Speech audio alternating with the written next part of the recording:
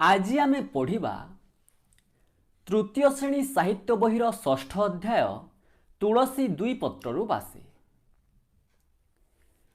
पिला माने तुमे देखिथिबो आम भारतर प्राय अधिकांश लोकंकर घर अगणारे तुलसी गछ रही थाए। आमे जदि धार्मिक दृष्टिकोण देखिबा तेबे आमर हिंदू धर्म रे तुलसी गछ को पवित्र गछ बोली विचार करा जाए एवं एहाकू पूजा मध्य करा जाए।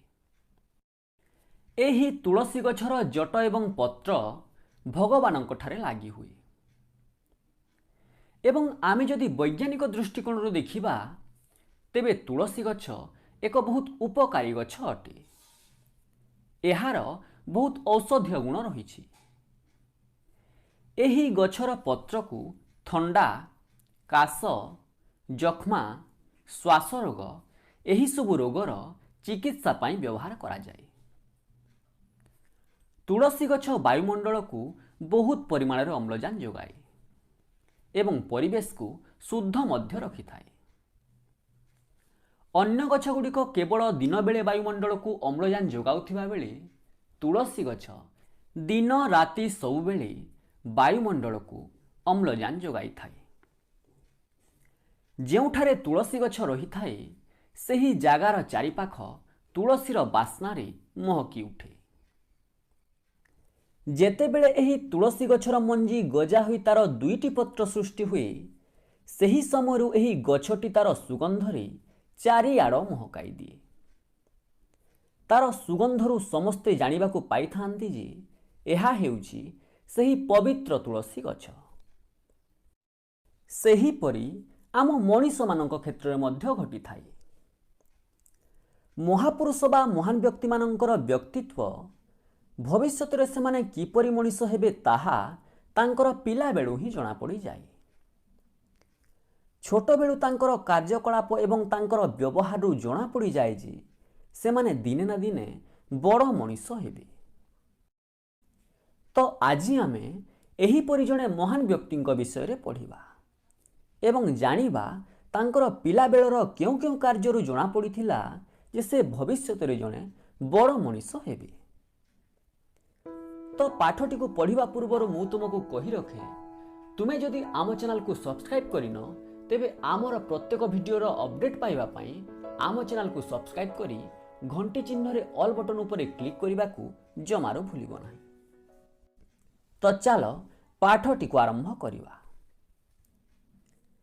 आम राज्य ओडिशा हेउछि एक पुण्य क्षेत्र।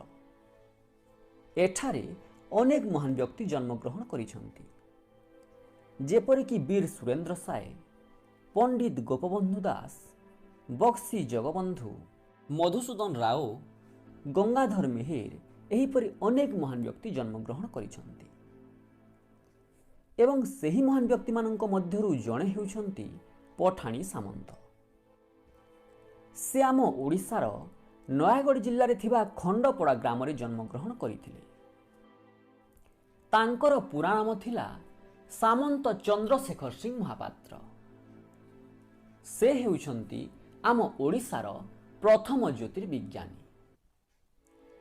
अच्छा पिला माने ज्योतिर्विज्ञानी केउ मानकु कहा जाए?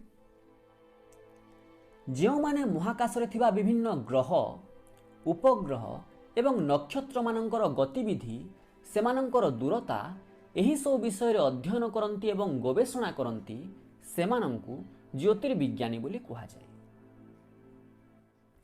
तुलसी दुई पत्रु बासिला परी पठाणी सामंतंकर प्रतिभा तांकर पिला बेलरू ही जना पड़िथिला। से पिला बेलू एपरी केतेक कार्य करुथिले जाहाकु देखि जना पड़ी जाउथिला से दिने ना दिने बड़ मनीष हेबे। तो आस जानिबा पठाणी सामंत पिला बेले कौन कौन करुथिले। पठाणी सामंत छोट बेलरू शून्य आकाश को देखा भल पाउथिले। खंड खंड मेघमाला पवन स्पर्श रे आसी किपरि भावरे बदली जाउछंती ताकु से भल भावरे निरीक्षण करुथिले। तांको समय रे वर्तमान भली विद्यालय नथिला। से समय रे छात्र छात्री माने चाटशाली रे पढुथिले। ସେ ଚାଟଶାଳୀରେ ପଢ଼ୁଥିବା ବେଳେ ଦଳ ଦଳ ହୋଇ ଉଡ଼ୁଥିବା ପକ୍ଷୀମାନଙ୍କୁ ଦେଖି ଆନନ୍ଦରେ କୁରୁଳି ଉଠୁଥିଲେ, ଖୁସିରେ ଉତ୍ଫୁଲ୍ଲିତ ହୋଇଯାଉଥିଲେ।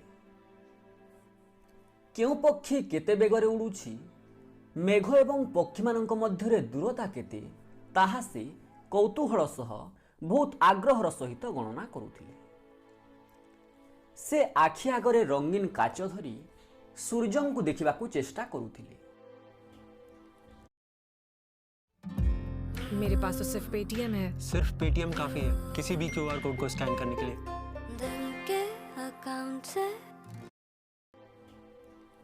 अनेक समय कौनसी एक बरगछ निकटक जाई तारी तले से बसी जाउथिले एवं सेठारे से सूर्यंक गति अनुजाई खंडीए काठी द्वारा गछर उच्चता कहीदे पारुथिले।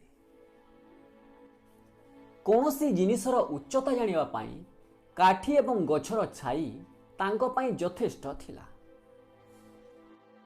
तुमे जानिथिबो पूर्व काल रे कागज नथिला। सही समय लोके ताड़पत्र लेखुथिले।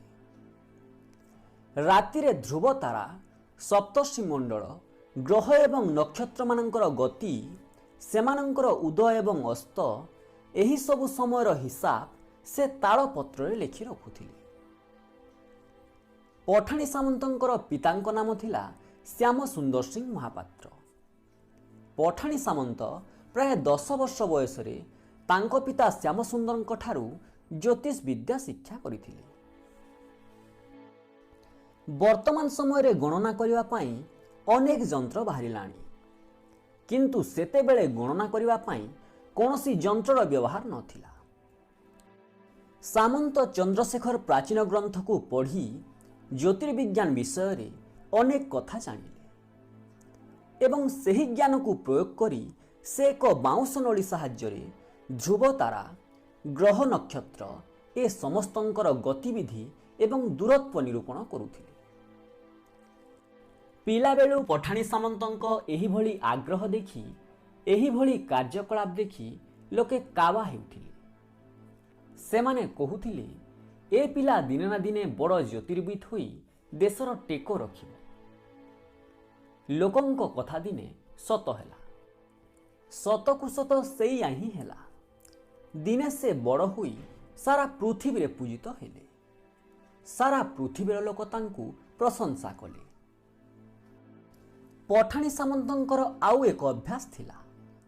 से निज घर ठारू अन्य लोकंक घरर दूरता को निज पाहुंडरे मापी हिसाब करी रखुथिले। पाहुंड कहिले पादर गोईठी ठारू बुढ़ा आंगुली पर्यंत लंब को बुझाए। सबुठारू आश्चर्यर कथा हैला जे से तांकर घरर अगणा ठारू पुरीर जगन्नाथ मंदिर दूरता निज पाहुंडरे मापिथिले। तांको घर ठारू पुरीर जगन्नाथ मंदिर दूरता 1,51,200 पाहुंड बोली से गणना करिथिले। से खूब परिश्रमी थिले। कठोर साधना एवं बहुत परिश्रम बलरे से एक मानजंत्र तैयारी करिथिले।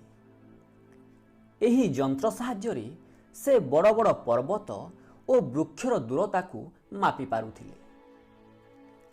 निजर असाधारण बुद्धि बलरे खंडीए बाउंश नली साहाय्य से सौरमंडल को मापी पारिथिले। केउ ग्रह पृथ्वी ठारू केते दूर रे अछि, ग्रह ग्रह मध्य दूरता केते, पृथ्वी ठारू जह्नर दूरता केते, ए सबु से एक बाउंश नली साहाय्य मापिथिले। काठ एवं बाउंश नली को व्यवहार करी से अनेक जंत्र उद्भावन करिथिले।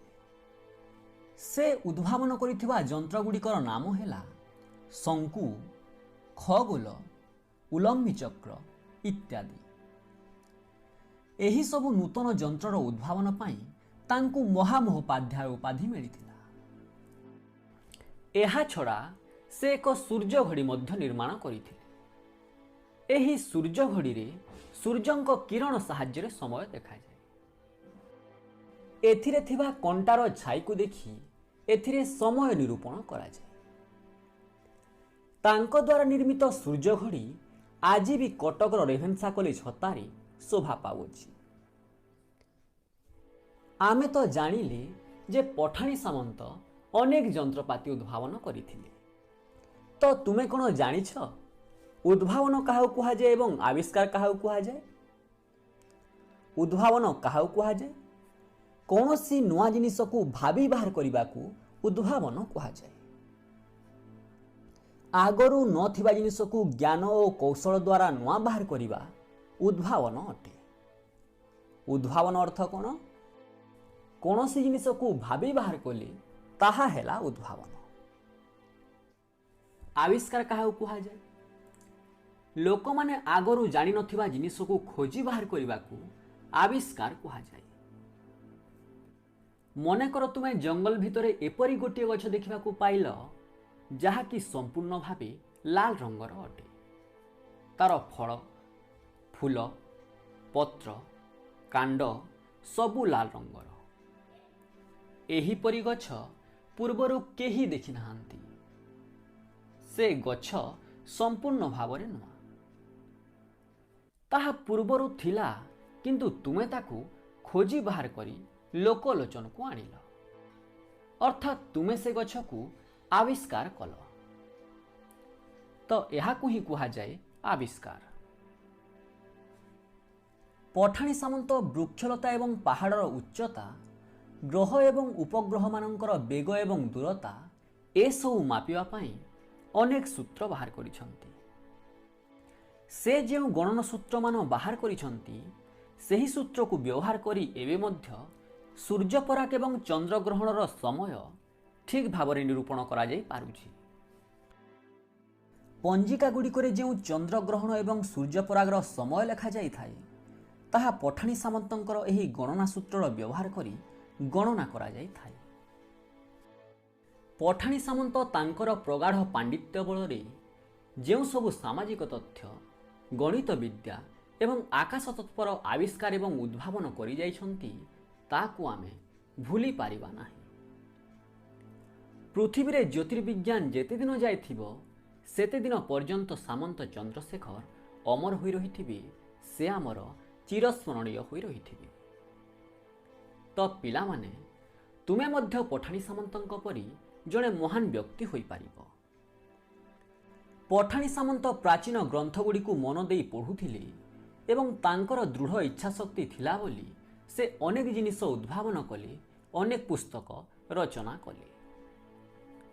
ତୁମେ ମଧ୍ୟ ମନ ଦେଇ ପାଠ ପଢ଼ିଲେ, କଠିନ ପରିଶ୍ରମ କଲେ ଅନେକ ନୂଆ ନୂଆ ଜିନିଷ ଉଦ୍ଭାବନ କରିପାରିବ ଏବଂ ଭବିଷ୍ୟତରେ ଜଣେ ବଡ଼ ମଣିଷ ହୋଇପାରିବ। ତ ଆଶା କରୁଛି ତୁମେମାନେ ମଧ୍ୟ କଠିନ ପରିଶ୍ରମ କରି ଭବିଷ୍ୟତରେ ଜଣେ ଜଣେ ବଡ଼ ମଣିଷ ହେବ। ତ ଆଜି ପାଇଁ ଏତିକି। ଭିଡ଼ିଓଟି ଯଦି ତୁମକୁ ଭଲ ଲାଗିଲା ତେବେ ନିଶ୍ଚୟ ଗୋଟିଏ ଲାଇକ୍ କରିବ। ପୁଣି ଦେଖାହେବା ଆଉ ଏକ ଆକର୍ଷଣୀୟ ଭିଡ଼ିଓରେ। ରହୁଛି।